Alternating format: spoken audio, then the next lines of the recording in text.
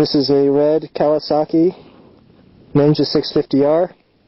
While we're waiting for the tow truck to arrive for our buddy back there, Ned offered to let me ride his 650R for a little bit.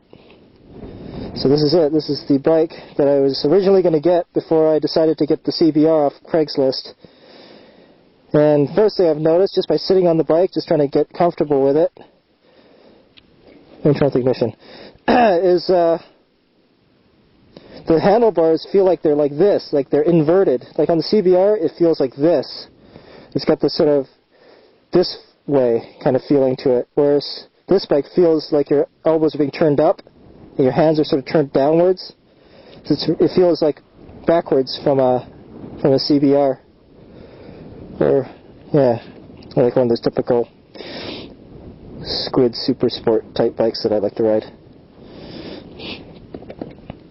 Yep, so here's the miles per hour. I should pull off a bit more off the road here. Too close to the edge. But there's the analog speedometer, miles per hour on the outside, and then if you go to travel to Canada or something, you've got the KMH, kilometers per hour on the inside. There's a fair bit of wind here. There's a tack. Gas, low light. I don't know what the fuel injection, FI, down there. Turn signals there and there. High beams, neutral, oil. We had our hazard lights on earlier. But, I should check my own bike. I don't remember seeing a hazard light button on my bike. Everything else is the same. The controls are the same. They're pretty standardized. So let's ride it for a bit and see how it rides.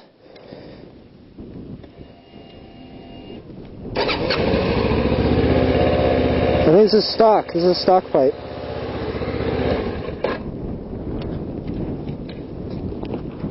Kickstand. Where's the kickstand? That's a good question. Oh, it's behind. It's behind the left foot peg.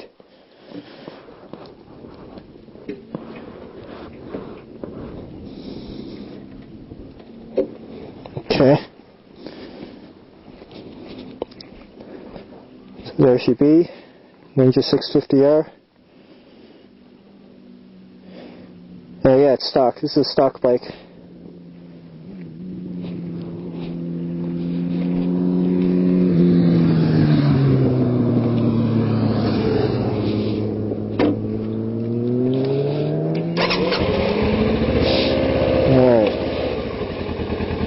Riding someone else's bike.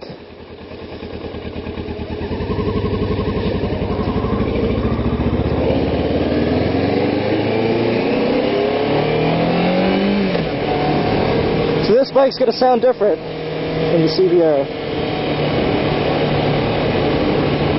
I'm definitely going to take it easy because I have no idea how this road is, how this road turns. But as usual, it's counter steering. Same thing. Yeah, the handlebars are the biggest difference right now in terms of ergonomics.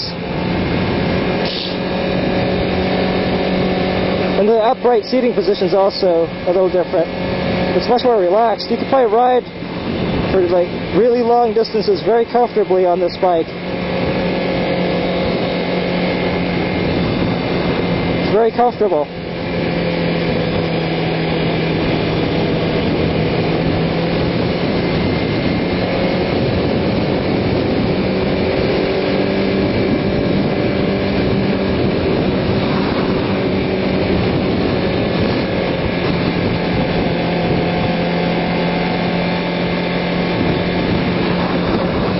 High beams on.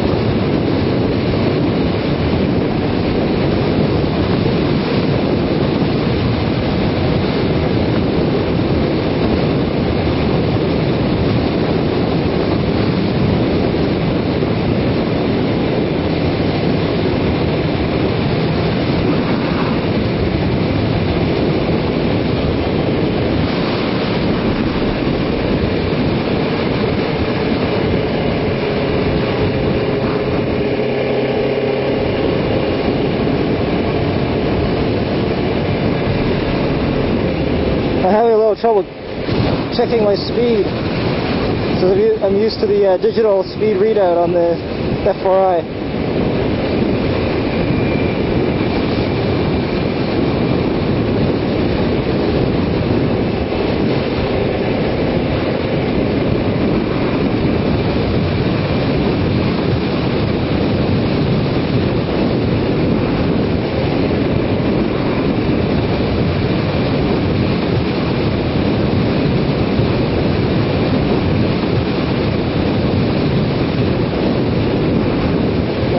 Subculture aspect of motorcycling. That's something that really appeals to me. There's all these little groups within motorcycling. Most people lump all motorcyclists into one fat group, but motorcyclists have their own little cliques. You have the sport bikers, with the sport biker squids with the flip-flops, t-shirts. You've got the sport biker hardcore with the full race leathers and lots of track experience. You have people in between.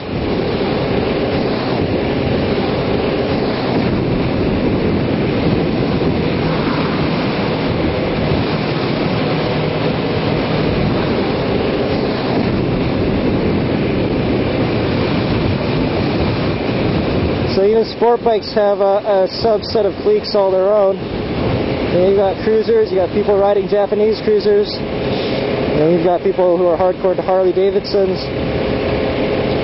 I just love the diversity of it, the fact that everyone's different. And there's so much variety. So today I'm riding a sport touring kind of motorcycle. A sporty sport touring. It's probably more on the sports side than sport touring, but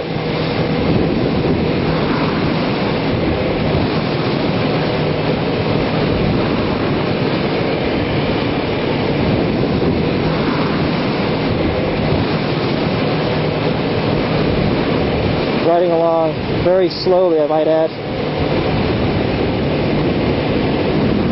Let's just say we'd like to avoid any imperial entanglements. I'm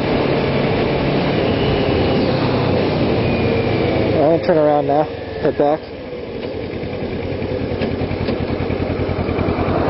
A bit rough on the shifter there. It's a bit coarse feeling.